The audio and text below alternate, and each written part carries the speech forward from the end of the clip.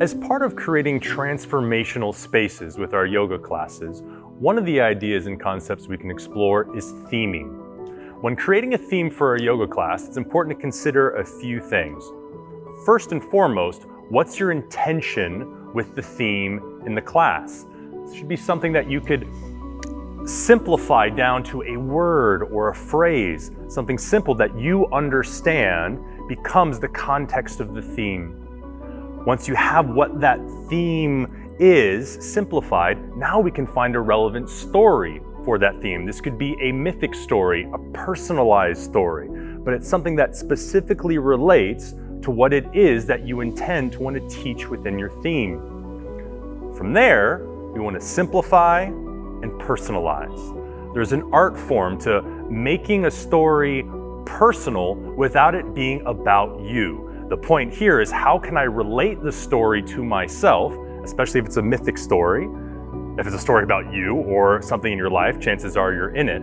But the point is that it's not actually supposed to be about you. We share just enough details about ourselves to make it personal so that students then can also be invited in to relate their own personal story to the story that you're sharing. And we want to keep this simple. When you have the key idea of what your theme is going to be, that's also going to give you the starting point for words that you can layer throughout your class.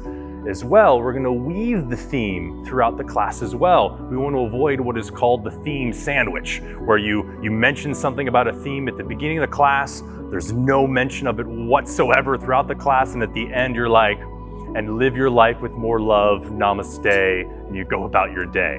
So we want to ensure that we're bringing the theme in throughout. Now that might actually mean sharing more of the story throughout the practice.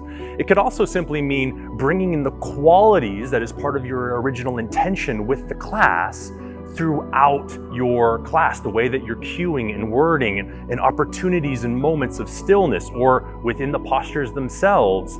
How is that actually connecting to your overall theme? How we do that without overdoing it is something that comes with time, of course, but we want to saturate the experience of the student with the theme so it's held throughout the whole of the experience.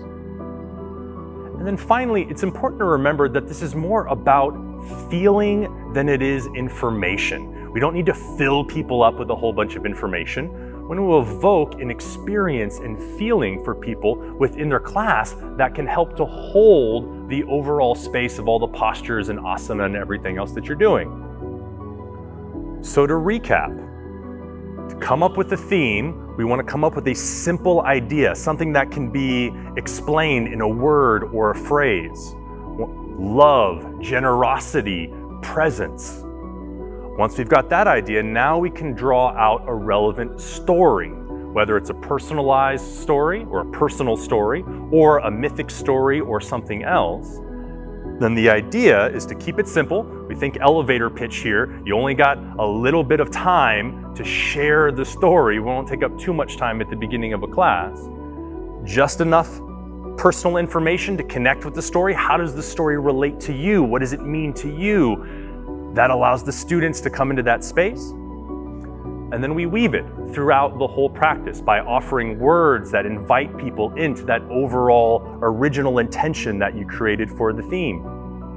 And then ultimately, making it about feeling. It's the experience that matters most, not getting them in their heads by overthinking with the story or having them think too much in their heads. It's just enough information to get them to come into their own bodies. If you'd like to learn more about theming and dive even deeper down this rabbit hole, you can join us on our yoga teacher trainings, both online as well as in person in Bali, which you can find out more at www.alchemyyogacenter.com. Thanks for watching.